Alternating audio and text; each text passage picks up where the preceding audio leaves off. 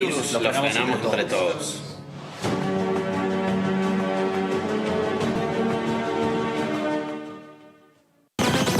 Toda la información parlamentaria la encontrás acá, en DTV, el periodismo en el Congreso.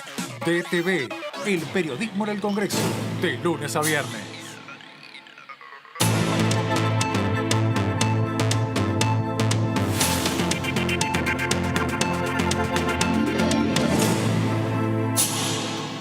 ¿Cómo les va? Bienvenidos, feliz fin de semana ya con todo lo que hay que saber. Me olvidé que justamente esa parte no tenía que decir en el arranque. Si quieren lo puedo volver a hacer. Hola, ¿cómo les va? Bienvenidos, ¿cómo andan?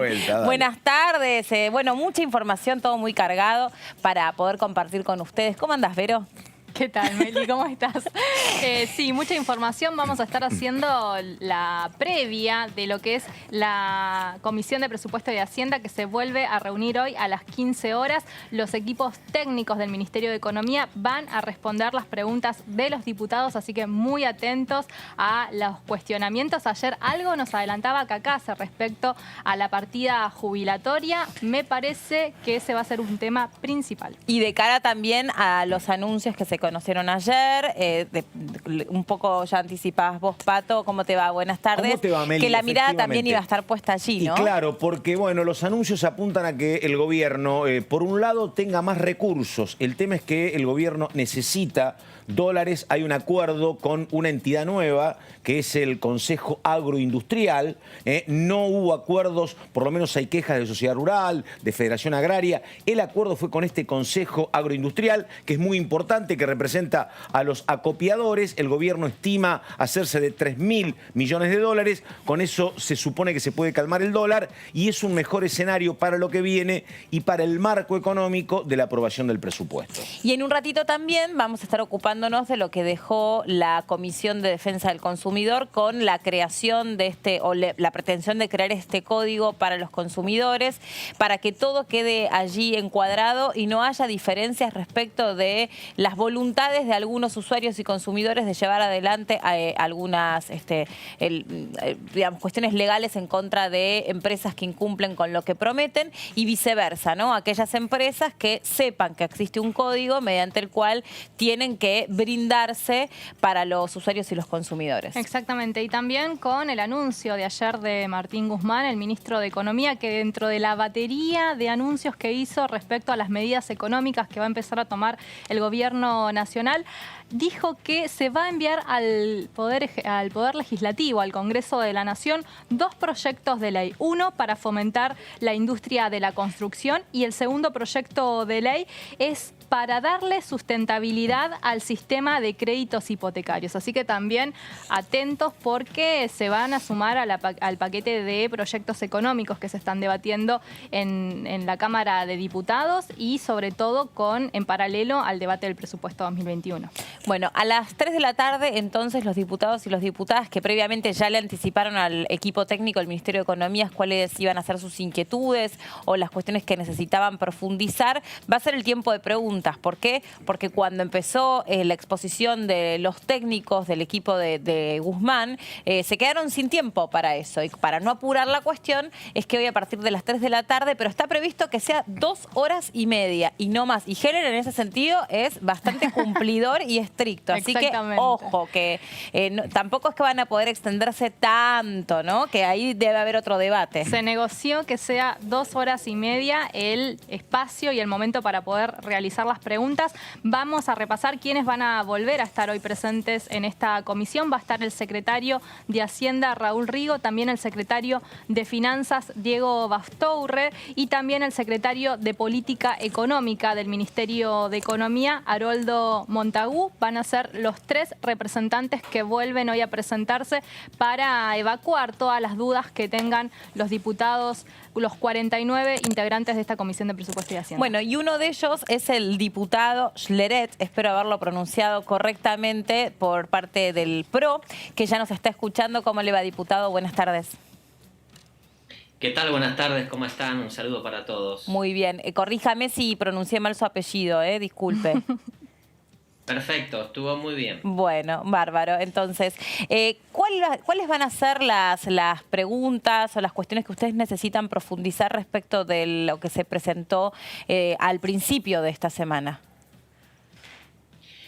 Bueno, tenemos una serie bastante amplia de preguntas, desde cuestiones conceptuales que tienen que ver con variables macroeconómicas, con fuentes de financiamiento, que de alguna manera deben darle marco a un proyecto de presupuesto, hasta cuestiones ya más particulares o más puntuales. Si me preguntás como diputado del interior, como diputado de la provincia de Neuquén, bueno, y esto compartiéndolo con otros diputados de otras jurisdicciones, vemos que hay una concentración importante del uso de los recursos.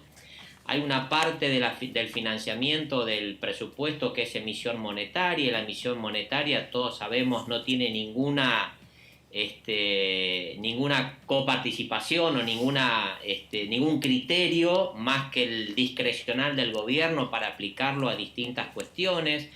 Nos preocupa la concentración de obra pública en algunos lugares, en algunas provincias marcadamente, en detrimento obviamente de otras.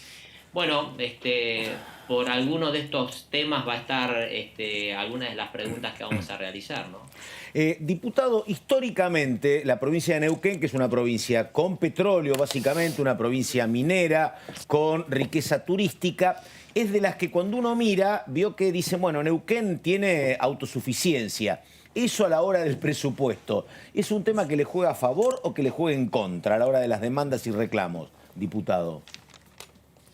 Bueno, muchas veces juega en contra, claro, en función de que se supone o se parte de una premisa de que tenemos las cuestiones medianamente resueltas, pero la verdad que no es así, Pero por otro lado, me parece que hay cuestiones que tienen que ver con la legalidad, la legitimidad,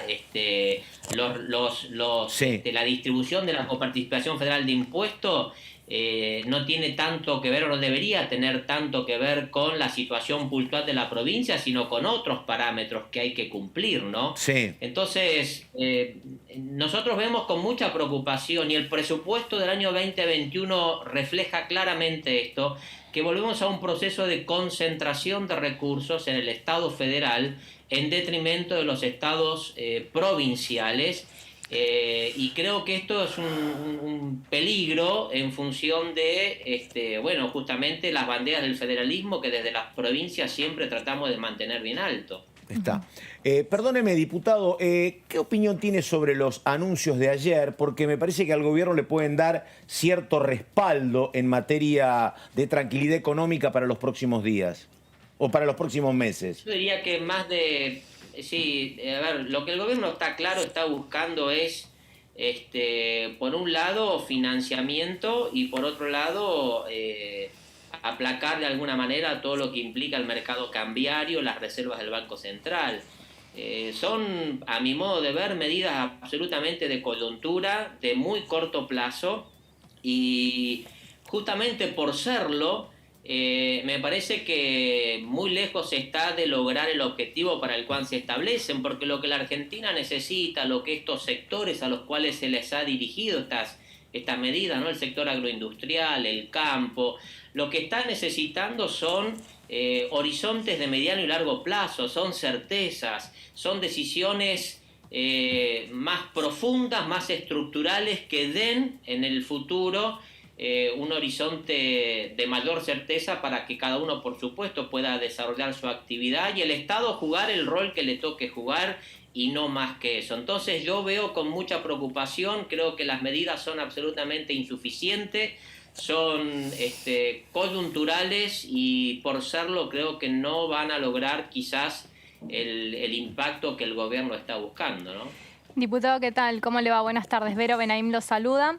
En función de lo que venía diciendo, hay algunas especulaciones o empieza a haber algunos rumores de que esto puede volver a traer un enfrentamiento fuerte con el sector del campo. ¿Usted cómo ve esta situación? Bueno, lamentablemente algunas decisiones que ha venido tomando el gobierno han sido no bien tomadas por el sector, ¿no? Y ya a eso le agregamos que a mi entender hay una falta de búsqueda de acuerdos sectoriales y búsqueda de un acuerdo general, integral, donde todos los sectores se sientan contenidos en la situación difícil que estamos viviendo. Bueno, los conflictos se pueden multiplicar. Yo aún no entiendo todavía por qué, por ejemplo, el presidente del gobierno nacional no ha convocado a este gran acuerdo que lo dijo tan expresamente en el proceso electoral.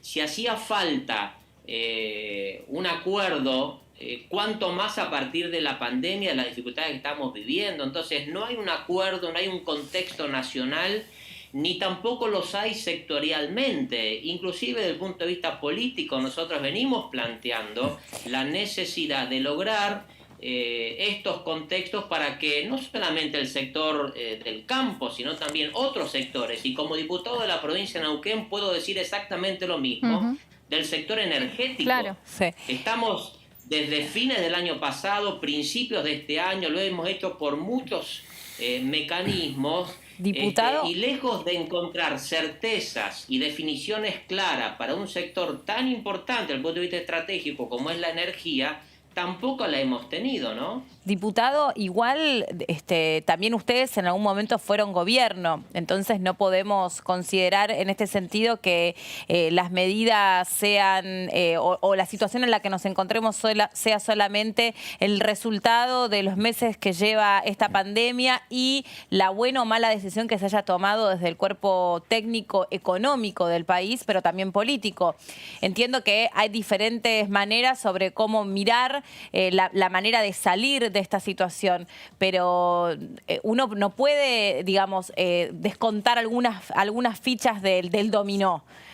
Ha sido todo en perspectiva, ¿no? Hay que mirar hoy, pero hay que mirar bien hacia atrás. No solamente cuando ustedes fueron gobierno, también cuando ellos mismos lo fueron, ¿no? Digo, no, esto no le corresponde a unos y no a otros, pero todos colaboraron para que la situación fuese en la que estamos y la que nos va a tocar estar, además de la pandemia. Sí, está claro que si nosotros vamos a remontarnos a ver qué hicimos nosotros cuando fuimos gobierno o qué hizo el kirchnerismo cuando fue gobierno, vamos a ir para atrás y creo que nos puede servir simplemente para la reflexión, nos puede servir para saber en qué se equivocó cada uno y no volver a cometer esos errores. Ahora, hoy estamos frente a una situación que lejos de encontrar o de empezar a encontrar caminos de solución, porque creo que de eso se trata, las dificultades son extremas, empezar a encontrar caminos de solución, yo veo que estamos en el mejor de los casos estancados y en muchos otros retrocediendo. Yo recién mencionaba la situación de la energía en la provincia de Neuquén y en el resto del país. Y vuelvo a repetir, nosotros vemos que estamos en un proceso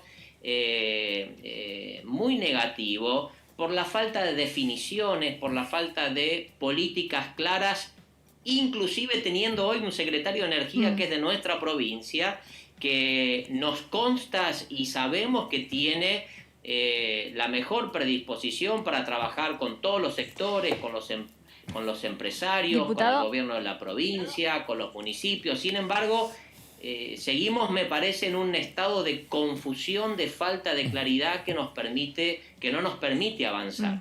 Diputado, se me vienen dos consultas para hacerle. La primera tiene que ver con para pararme directamente en la parte de la energética, teniendo en cuenta que uno de los proyectos que se está por debatir próximamente en el recinto es el de aporte extraordinario y donde gran parte del porcentaje, en realidad la mayor parte del porcentaje de lo que se pretende recaudar con este aporte, va a ir a la cuestión energética. ¿Cómo ve, por un lado, ese punto y por otro, una resolución que se firmó en el día de ayer, tanto en la Cámara de Senadores como en la Cámara de Diputados, para que ni senadores ni diputados puedan acceder a la compra del dólar? ¿Cómo vio esta resolución?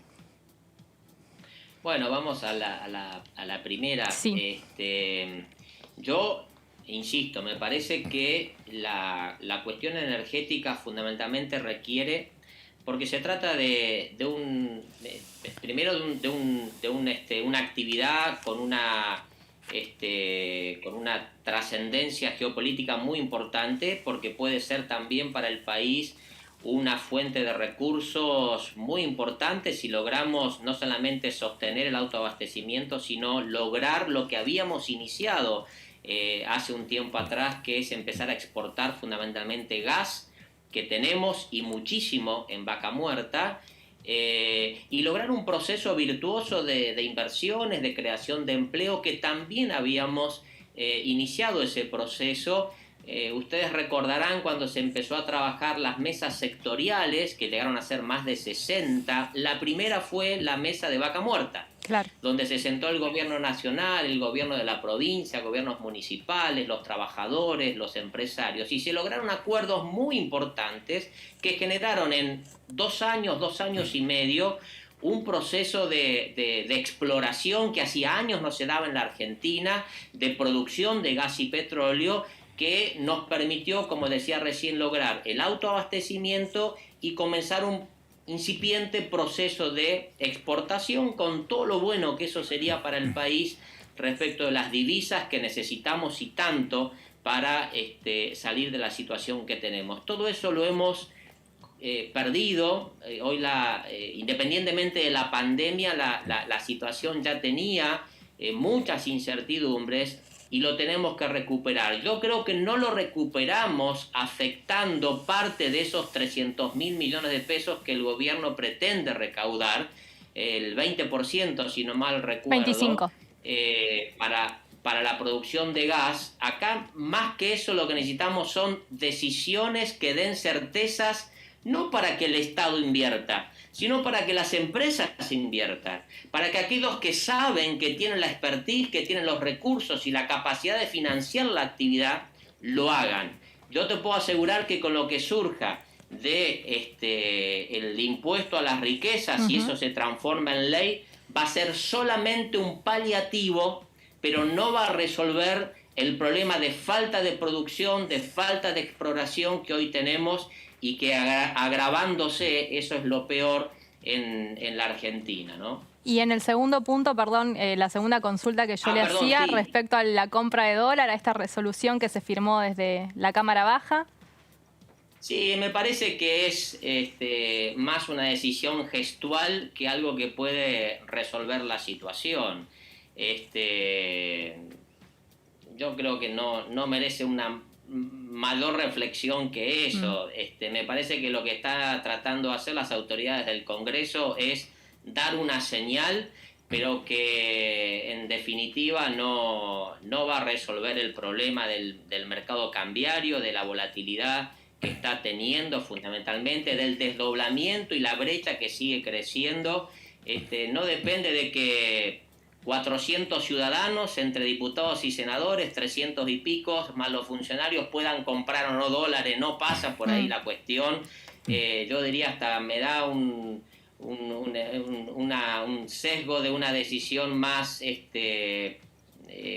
gestual, o hasta te diría... ¿Pero le parece bien o le parece mal? No, a ver, si eso contribuiría a que se resuelva el problema, estaría bien.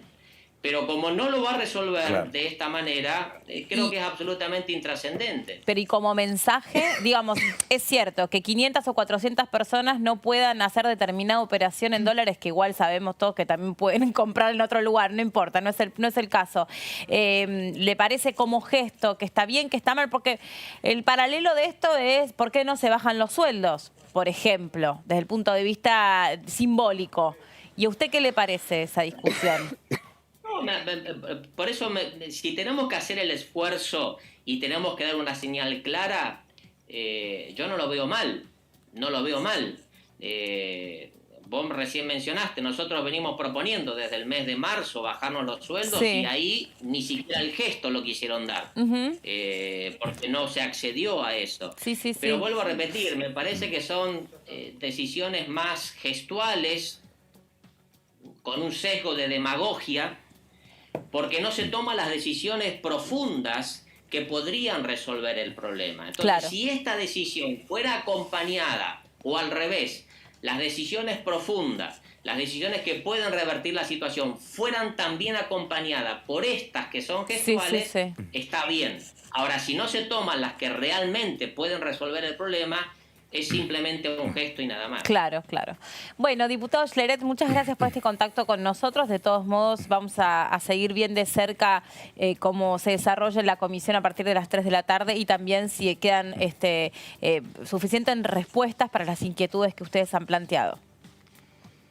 Les agradezco mucho a ustedes y buenas tardes. Muchas gracias. Hasta luego. Buenas tardes. Hablo un poco de todo. A mí la sensación... Qué bien que te sale el apellido, ¿eh? Yo sí lo tengo que decir, no te puedo. ¿viste? Eso es por los orígenes ucranianos. Schleret, ¿entendés? Claro, total. Viene de ahí. Se nota. Me quedo pensando que siempre me da la sensación, no importa quién esté del otro lado, un poco se lo pregunté al diputado, como si un país aparece en una situación o queda en una situación producto solamente de las decisiones que toma un gobierno, de las medidas que toma un gobierno. La verdad que me parece como insuficiente ya ese discurso. Lo que pasa que pasa algo que en la ciencia política se estudió siempre, pero que ahora está agravado. A ver. ¿Cuál es la principal estrategia? Vos llegás al poder mañana, entonces tu principal objetivo es destruir y decir que lo que estuvo antes que vos es absolutamente lo peor del mundo, para pase con quien pase, para que logras dos objetivos. Demonizás a tu enemigo. Acá en la Argentina pasó siempre. Sí, en la Argentina histórico. estuvo prohibido Así se construyó el 20 años, 18, nombrar a Perón. Así que mirá si se sabrá, ¿no? Entonces, vos llegás al poder, tenés que demonizar absolutamente al otro, lográs un colchón, ¿me entendés? Entonces vos tenés un tiempo, mientras el otro está demonizado, para tratar de armarte. Y eso se ha agravado con el tema de las redes sociales. Es una cuestión muy complicada. Pero yo coincido totalmente con vos, con lo que vos les decís. La historia la empiezan a contar desde que ellos llegan al poder. Y no es así, ¿me entendés? Porque hay un montón de cuestiones previas y no hay nunca reconocimientos mínimos de errores. Porque te digo, mira, yo he vivido toda la etapa democrática. Le costó al radicalismo reconocer errores, le costó al menemismo, le cuesta al kirchnerismo. Y vos fíjate cuando le preguntás al PRO, che, pero le fue mal. Ellos Macri fue el único punto... presidente que no religió en América Latina, el único, porque hicieron las cosas mal. No, dice, pero la autocrítica la hacemos de manera reservada. O interna, sí, claro. ¿Me entendés? Sí, es así. De todos modos, esta cuestión de reconocer errores, en su momento, lo que se llama el marketing político, si querés, el PRO o el macrismo, es algo que recogió del reclamo ciudadano, del ánimo ciudadano, como cierta sensación de que el kirchnerismo era muy omnipotente y no se equivocaba en nada. Entonces ellos vinieron con esa carta de presentación. Nosotros vamos a ser humildes, vamos a reconocer cuando nos equivocamos. De hecho, me acuerdo 2 o 3 discursos de Macri en donde él abiertamente le pido perdón, usaba estos términos que no son azarosos, le contamos a la gente. Igual no creo que haya nadie desprevenido en este sentido. Ya todos más o menos saben de qué material está hecho un político. Público conocedor e inteligente tenemos. Así que... Muchísimo, por eso, muy formado. Pero me parece que ya no están dadas las condiciones por la cantidad de información que tiene la gente para decir, no, pero nos traen medidas que son insuficientes. Bueno, momento, por ahí que sí que lo son. Pero ¿y ustedes qué hacen? ¿Sabés qué pasa? aportan? ¿Sabés qué pasa, Meli? Todos son seguidores de una gran politóloga que es Clotilde Acosta o Nacha Guevara.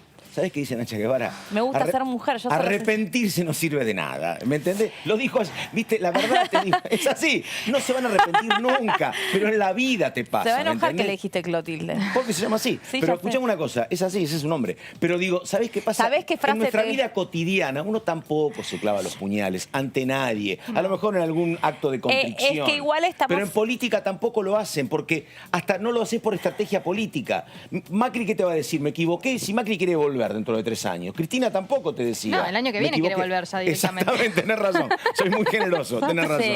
Recordemos que el expresidente Mauricio Macri va a jugar en las elecciones legislativas el año que viene. Esto no sabía yo. ¿Va a ser candidato a diputado? Candidato a diputado por la ciudad de Buenos Aires. Y Rodríguez Larreta se lo tiene que digerir a eso. lo tiene que digerir, Mirá eso vos. es lo que se está hablando dentro del Mirá vos. bloque de Juntos por el Cambio, y todavía no se sabe si María Eugenia Vidal va a Claro, jugar como candidata. en Capital. Por la O provincia de Buenos claro. Aires. Ella o quiere por- esto. Ya, lo otro, ya se la Ella deja quiere Kicillof, esto, la pero provincia. habrá que Claro. ver dónde el poder Exactamente, dónde le de toque. Juntos por el Cambio la tiene que ubicar. Es interesante, exactamente, es sí. interesante, pero yo recién, por Pero coincido ejemplo, con ¿no? vos, flaco, reconozcan lo que hicieron mal. Pero digo, el reconocimiento que es Exactamente. un reconocimiento no marketinero, como esta cuestión de no pueden comprar dólares. Dólares pueden comprar igual, no Sí, nos va a comprar la o sea, mujer, decís vos, no, sí. te compras en el mercado blue. Sí, pero o sea, acá pueden comprar un unas poquito más cuevas, barato. claro. Exactamente. Bueno, Ese es el tema. Nadie pero- tiene coronita, dijo ayer el Hablando de presidente de la coronavirus. Cámara de Diputados, Sergio Massa. Nadie tiene coronita, ni diputados ni senadores van a poder comprar dólares. Lo dijo Sergio Massa ayer en un recorrido por la estación de trenes Sí, de estuvo con Tigre, Meoni. donde Ah, sí. estuvo acompañando Sí. al ministro de Transporte Mario Meoni, y en ese marco también salieron a dar una respuesta desde el Congreso de la Nación ante una situación que empezó a verse sobre todo en las redes sociales, cuando decían, bueno, no me dejas comprar a mí como Exactamente. trabajador, no me dejas comprar a mí Y vos como podés. con mi pequeña y mediana empresa, ahora el político puede, los senadores, los diputados pueden, los Sí. funcionarios pueden. Bueno, ante esta situación que en el día de ayer la verdad se escuchó mucho tiempo, Sí. salieron a dar, digamos, esta Sí. respuesta. Ahora, una cosa que contaba el diputado neuquino, Schlerech. Schleret, sí. Ahí tenés, ¿viste? Bueno, el Tuve diputado que- neuquino a mí no me del lo hagan PRO. hacer, por favor. El diputado neuquino del PRO. Él dice una cosa, que él tiene razón, pero que no es tan así. Él dice que no hubo acuerdo con el campo. ¿Y sabes qué hizo el gobierno para esto? El gobierno buscó otros ámbitos de diálogo, porque con la sociedad rural, la rural no quiere hablar con el gobierno desde la 125 y el gobierno no quiere hablar con la rural. Es un divorcio, ¿me entendés? No hay arreglo. Con la Federación Agraria, con Inagro, Inagro. ¿me entendés? Hay otro tipo de vínculo con CRAM. Entonces lo que hizo el gobierno esta vez, estos sectores son los que producen. Algunos producen mucho, la rural, otros producen menos que la Federación Agraria.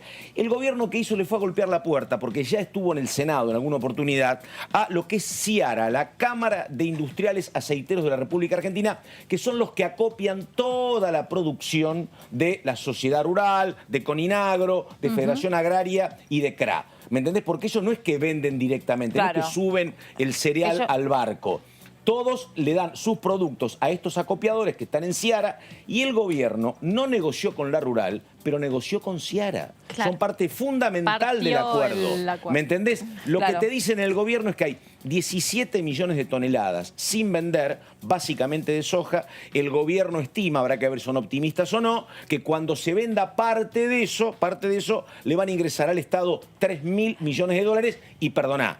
Y parte de esos 3.000 millones son para Ciara, porque Ciara ahora te vende con un descuento de 3 puntos. Antes las retenciones eran del 33, ahora son del 30, y con el dólar más elevado. Le conviene vender a Ciara, pero hubo negociación, no con las entidades clásicas, sino con las nuevas. El presidente de Ciara se llama Gustavo Idígoras, fue un hombre que trabajó mucho tiempo en el Ministerio de Agricultura, es la cabeza de esta Pero, Cámara, Pato, quiero y bueno, entender. y estuvo en el Senado hace muy poco tiempo. ¿Qué significa que hay, o sea, qué significa no? ¿A qué qué esgrimen? ¿Por qué no hay 17 millones de toneladas sin vender? Porque te explico una cosa, porque ¿qué hace el productor agropecuario cuando cultiva a lo mejor 100 toneladas y con 50 le alcanza para mantenerse? Especula. Las 50 las guarda, ¿me entiendes? Entonces vos Sí. tenés silo bolsa a lo largo de todo el país. Bueno, esa es la que no venden, pero parte la tienen en el silo bolsa y parte está en estas acopiadoras que están siempre también esperando que el gobierno le había subido retenciones. Bueno, negociaron, pulseada, le dijeron, está bien, yo te puedo vender, pero bájame 3 puntos las retenciones y yo aprovecho que el dólar subió un poquito, entonces voy a ganar más que hace 4 meses. Ah, está bien. ¿Se entiende? Sí. Es eso. Moneda de cambio. Vos, claro, vos te guardás con un home banking, te sobra plata, te comprás. ¿Vos cuánto compras? ¿1.000 por mes? ¿De dólares? No, de reserva. ¿Cuánto compras? Ay, no te lo puedo decir. Escuchame una cosa. Ellos, ¿sabés qué hacen? La guardan en el silo bolsa. El domingo en la revista Caras lo digo.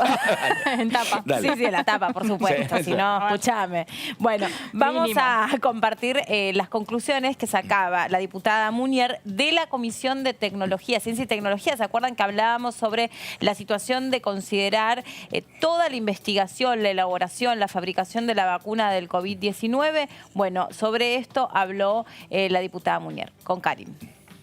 Bueno, la idea justamente nos hemos planteado 4 reuniones informativas para trabajar el tema de financiamiento del sistema de ciencia y técnica. Hay 2 proyectos, uno presentado por la diputada Bernaza de nuestro bloque Frente de Todos y otro de Juntos por el Cambio.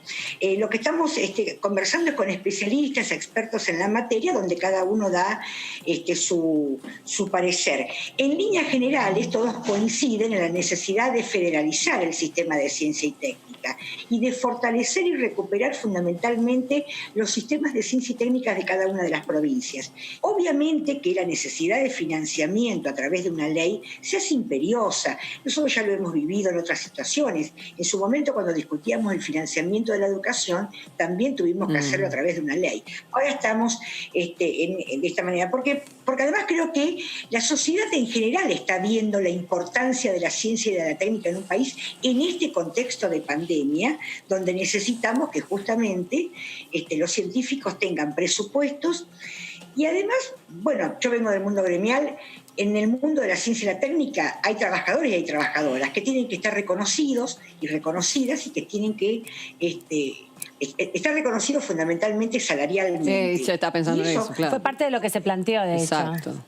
Exacto, y eso también tiene que estar contemplado en cualquier presupuesto, digamos. Diputada, ¿no? Entonces, ya en el presupuesto, perdón, algo más, en el presupuesto para el 2021, el Poder Ejecutivo Nacional ya ha aumentado en un 40% el presupuesto de ciencia y técnica, porque cuando hablamos de presupuesto de ciencia y técnica no hablamos solamente de lo que va al Ministerio de Ciencia y Técnica, sino a todos los espacios de ciencia y técnica del resto de los ministerios.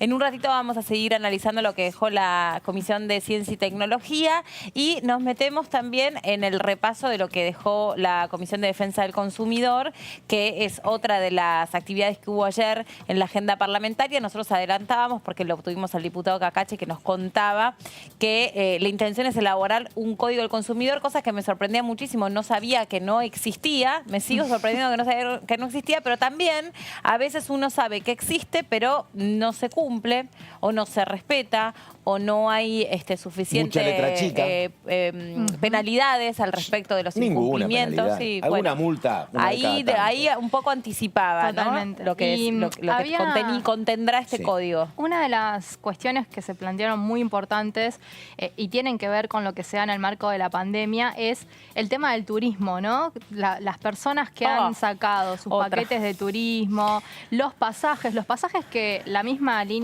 de bandera de nuestro país empezó a vender a partir del 1 de septiembre y eso quedó, digamos, viejo porque no hubo vuelos. Bueno, ahora tenemos esta posibilidad de este anuncio al Gobierno Nacional a través también de Meoni de que ahí tenés, por ejemplo, a mediados de octubre podrían volver los vuelos de cabotaje de a poco y los vuelos imagínense a mí la emoción que me agarró esta información. Sí, pero eso marca que estamos como país, te digo la verdad, estamos con 14.000 contagios. La verdad, 400 muertos, algo nos cierra, ¿me entendés? No, y además después en el medio de estas decisiones también quiero volver, tenés los sindicatos en el medio de estas cuestiones, los sindicatos de las aerolíneas que te van a decir, claro. Bueno, si querés activa los vuelos, pero yo va a ser obligatorio que yo me suba un avión o va a ser los voluntario. Sindicatos, no escuché de aerolíneas básicamente, pero ayer hubo una protesta muy grande de 2 líneas low cost pidiendo que vuelva los vuelos regulares, que le vuelvan a habilitar el aeropuerto de Palomar. La TAM tratando de que no se vaya, de retener los aviones en Argentina. Que ya cerró todos los acuerdos la TAM con todos los empleados. Hay como un sector también que es la pelea, por supuesto, entre la cuestión económica y la turística. Y los aviones. ¿Viste lo que pasó en Chile ayer? En Chile ayer el ministro de Educación convocó a las clases presenciales, cámaras y todo. Iban a ir 15, que además, no puedo decir clases presenciales con 15 alumnos de una escuela. Una escuela tiene por lo menos 500 alumnos, no es ni el 1%. Bueno, se plantó en la puerta de los 15 chicos que tenían que ir, no fue ni uno solo. Porque los padres tienen miedo. Es un lío muy grande. En España hay una pelea entre el jefe de gobierno y lo que es la gobernación o el gobierno de Madrid, propiamente dicho, están a los palazos. Es muy complicado el tema. Bueno, sobre la Comisión de Defensa del Consumidor habló el diputado Mestre.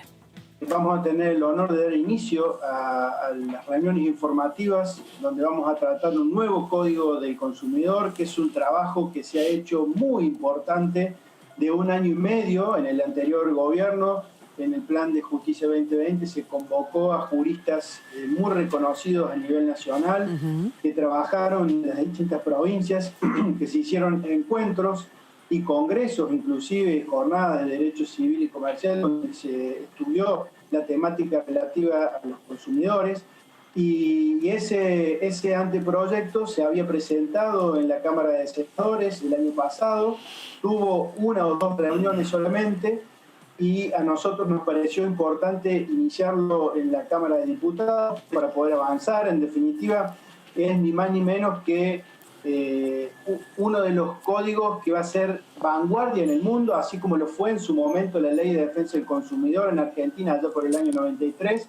Han pasado casualmente 27 años, se han realizado algunas modificaciones, algunos parches a esa Ley de Defensa del Consumidor, pero esto es un código que lo resistematiza, son 186 artículos y trata temas muy, muy importantes como la vulnerabilidad agravada, como el acceso al consumo, como la contratación electrónica, como el sobreendeudamiento, como el pagaré de consumo, en definitiva el fortalecimiento de las asociaciones de consumidores. Así que bueno, vamos a escuchar a los expertos.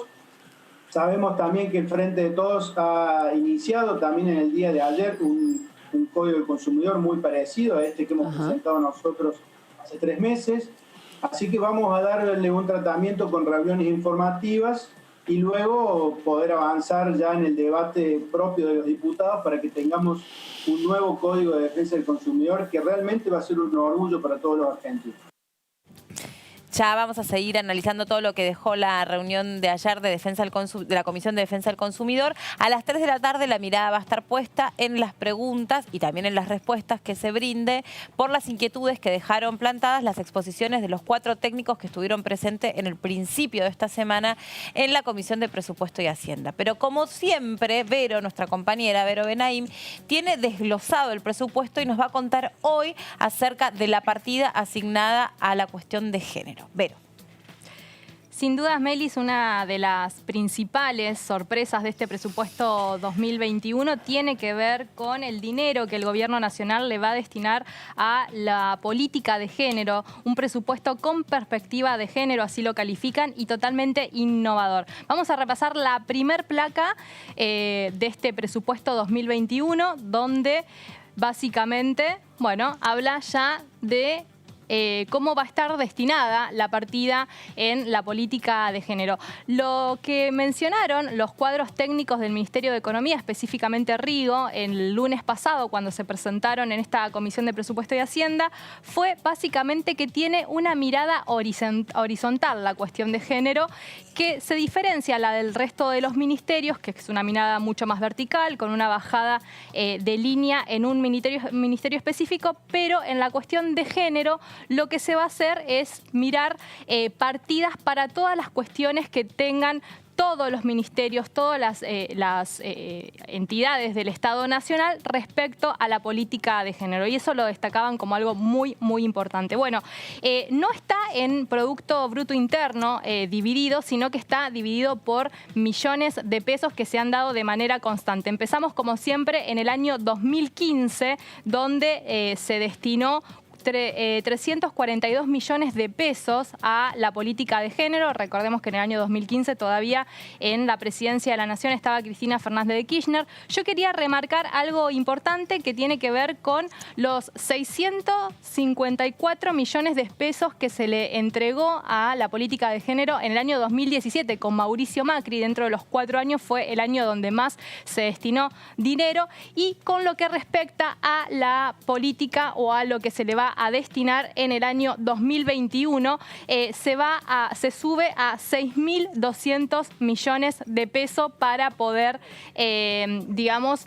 tener en cuenta que es el mayor gasto, Meli, que se va a destinar en el año 2021. Habla de de un gran porcentaje de dinero, teniendo en cuenta, digamos, las comparaciones con el resto de las partidas de los años anteriores. O sea que, mira, vos en el año 2017, el dinero que se asignó, pero que después en los años consecutivos se retiró por completo. Casi vos tenés 200 millones menos de pesos 2 años más tarde. Exactamente. Es realmente... Lo multiplicás por 10. La multiplicación es por 10. Pasás de 703 de 9 y pico. Sí, lo sí. multiplicás por 10. Pero a como el mismo 6.205 millones. gobierno, 2 años más tarde, le quitó 200 millones de pesos al presupuesto de perspectiva Y de lo género. que pasa es que habían pasado cosas en ese momento. Claro, Pasaron la verdad, cosas. se ve terminado el financiamiento que Sí, tenías. sí, Era la es gestión verdad. de Duhovne y Sí, estaban sí. muy complicados, Obvio, efectivamente. obvio. Y Es esto que así se como hace- se mira un presupuesto Y también. esto se obvio. hace porque lo contaban ayer, hay una cuestión, lo explicaba una diputada, que a mí, yo digo, ¿de dónde está de dónde sacaron la plata? El tema es que no estamos pagando servicios de la deuda externa. Por eso es el tema.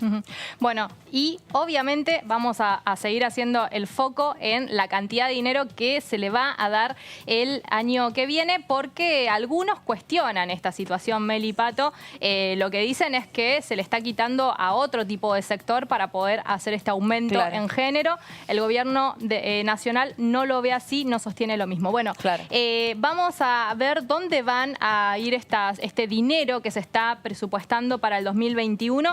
Hay 4 líneas importantes que está planteando el gobierno nacional. Una tiene que ver con el plan Acompañar, que son 4.500 millones de pesos a ese plan, que brinda una asistencia monetaria específicamente para alrededor de 92.000 mujeres y personas LGBT y más que están pasando o pasaron por una cuestión de violencia de género.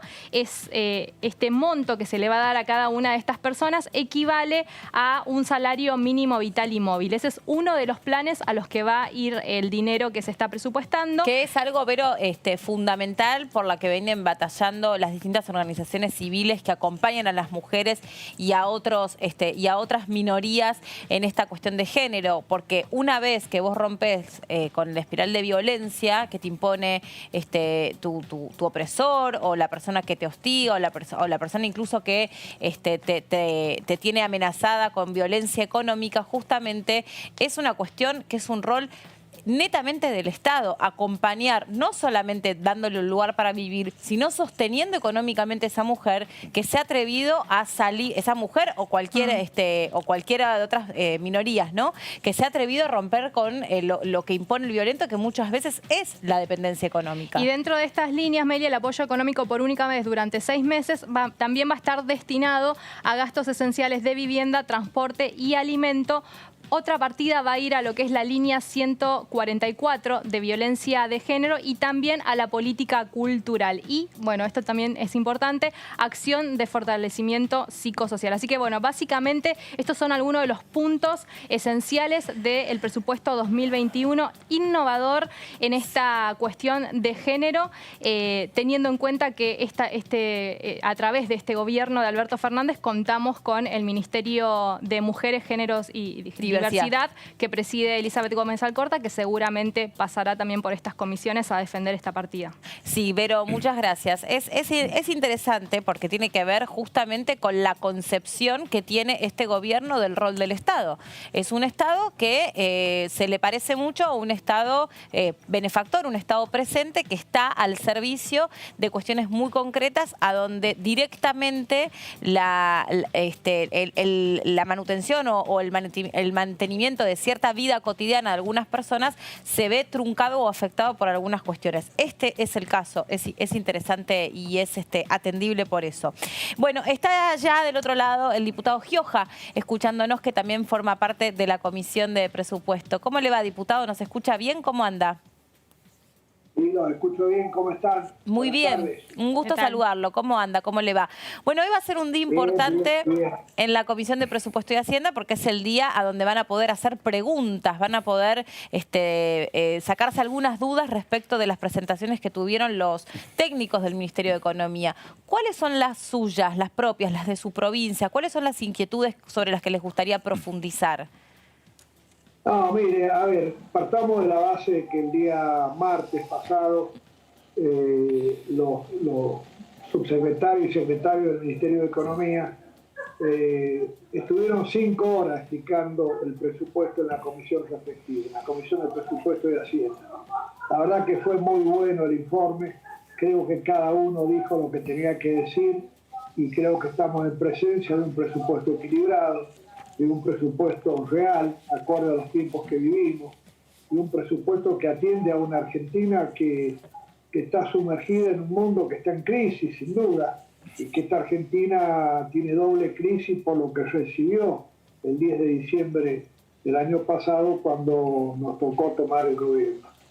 Entonces me parece que el día de hoy vienen las preguntas, básicamente las preguntas van a ser para la oposición fundamentalmente, porque los reclamos que nosotros pudiésemos tener tienen que ver con partidas para distintas obras o que pusieron poco, que no pusieron, que se olvidaron, que siempre esto se arregla, entre comillas, con el secretario, con el que hace el presupuesto, con el secretario de la Hacienda, como ha sido siempre esto, ¿no?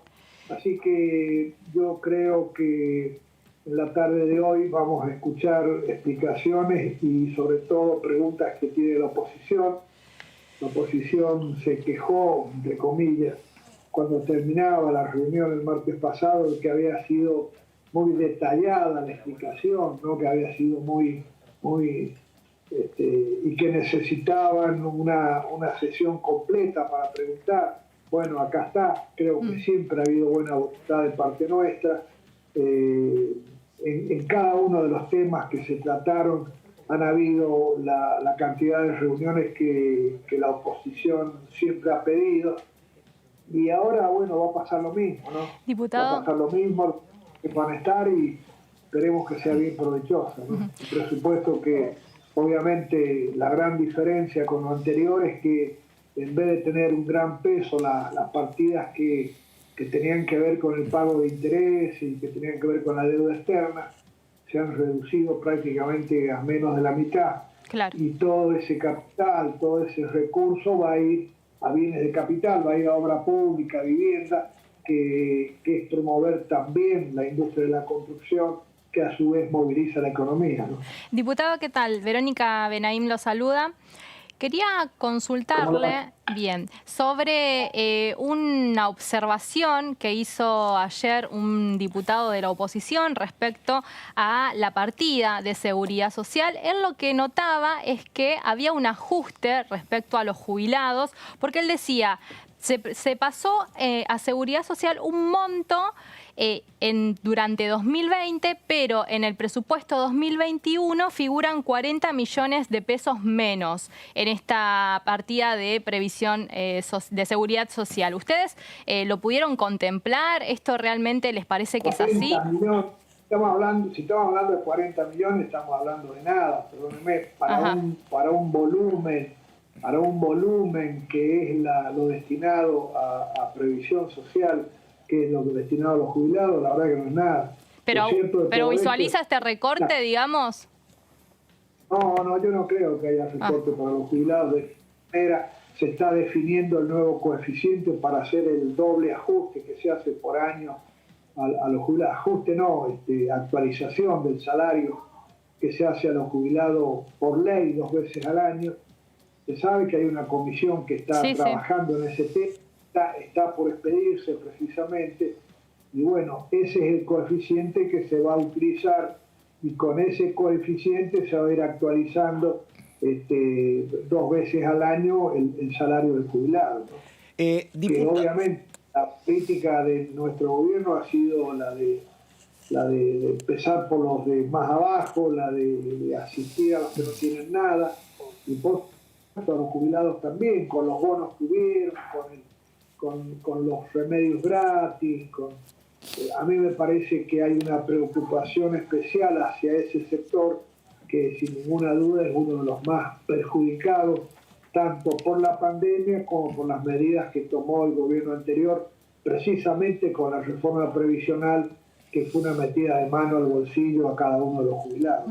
Diputado, una consulta. Hoy hay reunión esta tarde de la conducción del PJ. Históricamente los encuentros eran acá en la sede de la calle Mateus, cerca del Congreso. ¿Hoy cómo se reúnen? ¿De esta manera? ¿Vía también virtual? ¿Cómo hacen en la tarde de hoy? Sí. Ah, sí. Sí, va a ser virtual, va a ser a través de Zoom. Hemos convocado al Consejo Nacional, hemos convocado a los presidentes de los partidos de cada una de las provincias y hemos convocado a la Comisión de Acción Política también, ¿no? Yo creo que vamos a juntar unos 60, 70 compañeros a través de este método, que es lo que podemos hacer. Los otros días Diputado, los otros días me decía un integrante de la conducción del peronismo, me decía que había que fijarse en un detalle, estamos bajo la gestión de Gioja, presidente del PJ, cómo se han estrechado los vínculos entre el peronismo, que hoy en la Argentina es el partido gobernante, y el Partido Comunista Chino, que es, bueno, el Partido Comunista que gobierna la potencia número 1 o 2 del mundo. Usted le tocó vivir la época de la tercera posición, la Guerra Fría, ahora está, bueno, Estados Unidos de un lado, está China de otro, peleando cuál está primero y cuál está número 2. ¿Cómo se explica o qué apunta este acercamiento entre el PJ y el Partido Comunista gobernante en China? Pero, a ver, no hay un mundo bipolar hoy, ¿no? Creo que hoy hay un mundo unipolar que Estados Unidos quiere hegemonizar, con un presidente que por ahí habla cosas que no corresponden y hace cosas que no corresponden, con el cual no queremos tener ningún tipo de problema, pero nuestra política del partido va siguiendo la misma política que sigue el gobierno nacional. No se olvide que hoy el primer socio comercial de Argentina, precisamente es China. Sí. China tiene iniciativas importantes que tienen que ver con la inversión en obra pública, con medidas para promover el desarrollo, que es precisamente esto que se ha dado en llamar la ruta de la seda. Sí. Que el canciller argentino ha dicho que estamos cerca de que eso se pueda lograr, que la adhesión argentina se pueda lograr. Ya hay 13 o 14 países de Latinoamérica que han adherido. El otro día hubo una charla telefónica del presidente Alberto Fernández con el presidente chino. Sí. Y creo que, bueno, ahí surgió una invitación del presidente chino al presidente Fernández a invitar precisamente una visita de Estado a la República Popular China. Y nos parece que desde el punto de vista geopolítico es más que importante tener una buena relación con China, ¿no? Han ayudado muchísimo, por decir canciller, no sé si 35 o 40 aviones completos de aerolínea vinieron precisamente de Pekín, de Shanghái, trayendo elementos que tienen que ver con la lucha contra el COVID-19 que China aportó y que pudieron llegar para equipar hospitales, para combatir precisamente la pandemia mundial, ¿no? Diputado, volviendo a la reunión de hoy del Consejo del PJ, ¿van a finalmente resolver el candidato, quién va a ser el titular del PJ nacional? Bueno, se habló en un momento que hasta se le podía proponer ese lugar a Alberto Fernández. Y esto no se hace en una reunión así, usted sabe cómo es esto. Es lo real es que las autoridades actuales que yo presido tienen los mandatos vencidos, abogado, el 20 de diciembre tendría que ser la elección. A todos nos conviene que exista una lista única. Hablar de internas ahora, la verdad que la gente nos tapa internas, tiene otros problemas muchísimo mayores y a esos problemas tenemos que dedicarnos. Y muchos pensamos que Alberto Fernández podría presidir una lista, que sería una lista de unidad. Claro. Sería una lista de unidad, todos los sectores del peronismo adentro, que le va a venir muy bien al Partido Justicialista porque lo va a jerarquizar de alguna manera y va a seguir una tradición que venía viendo desde la época del general Perón para acá, ¿no? Y además creo que le va a venir muy bien también al presidente porque, le va a dar más volumen político, más responsabilidades políticas también. Y creo que definitivamente la política va a estar, digamos, va a servir para que nuestra gente esté un poquito mejor, ¿no? Esta es la idea y estamos trabajando para eso. Diputado Gioja, le agradecemos mucho este contacto con nosotros, con DTV. Bueno, pero lo queremos liberar porque ahora en un ratito, unos minutos nada más, ya tiene que formar parte de la Comisión de Presupuesto y Hacienda. Y sabemos del gusto de Heller por el respeto por el horario. Así que no queremos meterlo ahí en problemas. La puntualidad. No queremos meterlo en problemas. Le mandamos un saludo. Igualmente, que ande muy bien. Muchas gracias. Tanto grande para todos. Buenas tardes, lo mismo para la provincia de San Juan. Vamos a ir hasta que empiece la Comisión de Presupuesto y Hacienda y por lo pronto le pedimos disculpas ya por adelantado a la diputada Yutrovic que está del otro lado porque queremos repasar, diputada, muy buenas tardes, ¿cómo le va? Parte de lo que recién analizábamos junto con nuestra compañera Vero Benaim, la partida presupuestaria asignada a la cuestión de género. ¿Qué mirada tiene usted sobre esta situación? Cuéntenos su punto de vista. Seguro.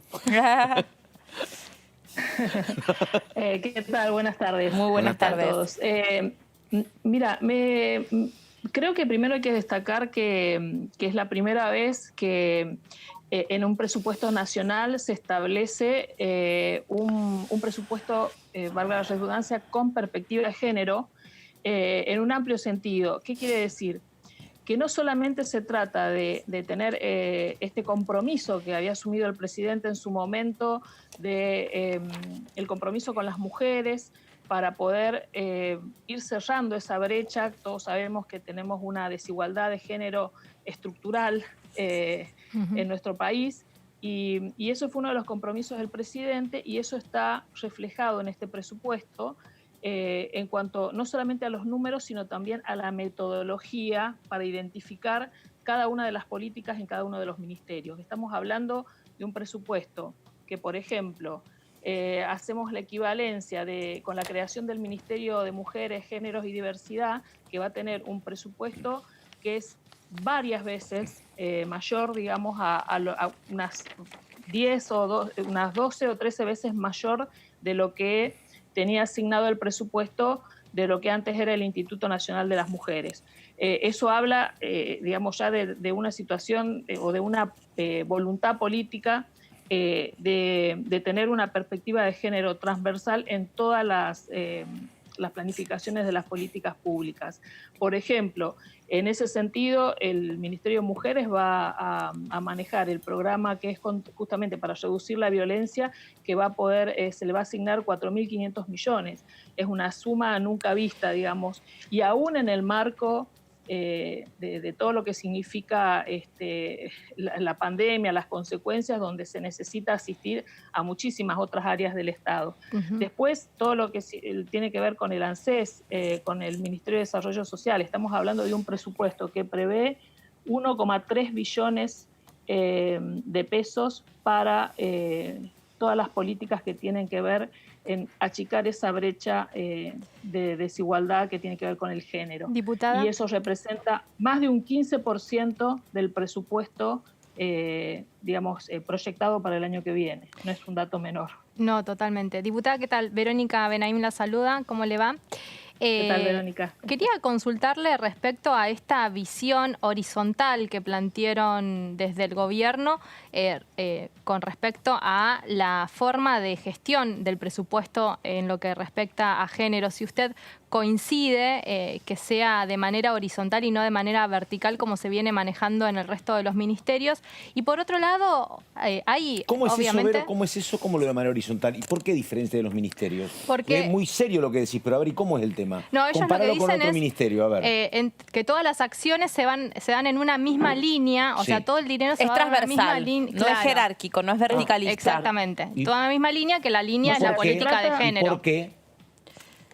Se trata de que cuando el Estado, o sea, lo que decía al principio, se trata de que en todos los ministerios, en todos y cada uno de los ministerios que se vayan generando políticas públicas, podemos hablar de vivienda, de subsidios, de programas de trabajo, de programas de producción, de promoción del trabajo, si se quiere, de salud, esté puesta la mirada, la perspectiva de género, justamente porque se trata de achicar esas desigualdades más allá de un concepto general que tenemos que tiene el gobierno del Frente de Todos, y nosotros como bloque oficialista obviamente coincidimos y acompañamos, de que si sabemos que en nuestro país del sector de menores ingresos 7 de cada 10, o sea, personas son mujeres, Claro. entonces realmente no solamente tenemos que decir que vamos a ir primero para ayudar a acompañar a los más vulnerables, sino que justamente en ese sector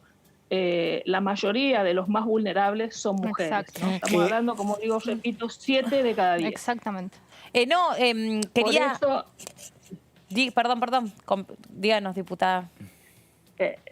Por eso digo que es necesario que todas esas políticas públicas, por ejemplo, la AUH, el programa Acompañar, que tiene que ver con las mujeres, como decía, en situación de violencia, el programa Potenciar, en todos es como que se abren ramas específicas para atender justamente a este sector que son las mujeres, ¿no? Uno de los reclamos históricos que algunas mujeres que fueron víctimas de violencia de género tratan de hacerle saber a quienes tienen que impartir o justicia o políticas de Estado tendientes a entender esta problemática es invertir la mirada mediante la cual una vez que una mujer hace una denuncia, todo lo que supone para esa mujer, por ejemplo, tener que irse probablemente del hogar que comparte con su pareja, probablemente quedarse sin sustento económico, pero otra de las miradas estaba puesta sobre esta entrega de botones antipánico y de pulseras o de monitoreos, a donde se pedía que estuviese puesto con una mirada invertida, entendiendo que la mujer no muchas veces, más bien decir casi nunca, puede estar a tiempo de activar ese botón antipánico, que realmente eso era como poder comprender verdaderamente o ponerse en los zapatos de lo que significa estar padeciendo una violencia de género. Quería consultarle si se pudo avanzar o profundizar en esta cuestión, si se pudo conocer sobre si parte de este presupuesto va a estar destinado al monitoreo de los hombres que ya fueron denunciados. Sí, bueno, justamente esa es una de las perspectivas que tiene el Ministerio de Género, de trabajar obviamente con todos los que están involucrados, tiene que ver seguridad, tiene que ver algún otro ministerio más, que justamente que no sea la mujer la prisionera, ¿no? La mujer y sus hijos, los prisioneros de las situaciones de violencia. Y justamente, más allá de los presupuestos específicos que tiene el Ministerio de Mujeres, también se van a complementar con otra parte del presupuesto que, como decía, están, en este caso va a depender de seguridad, de la justicia, que se hagan esas inversiones justamente para proteger. Por eso hablamos de vos mismo decías, de la transversalidad, porque cuando generás una acción, esa acción tiene que estar acompañada por todos los ministerios. No puede hacer algo el Ministerio de Mujeres y no estar acompañadas con acciones y políticas complementarias desde los otros ministerios, ¿no? Absolutamente. Bueno, nos resulta interesante esta temática, pero lamentablemente también tenemos que darle paso en minutos nada más a la Comisión de Presupuesto y Hacienda, de modo que si usted tiene disponibilidad y le parece también interesante profundizar sobre estos temas, la comprometemos para los días próximos, para la semana que viene, que la producción la pueda poner en contacto con nosotros algún otro día para poder profundizar.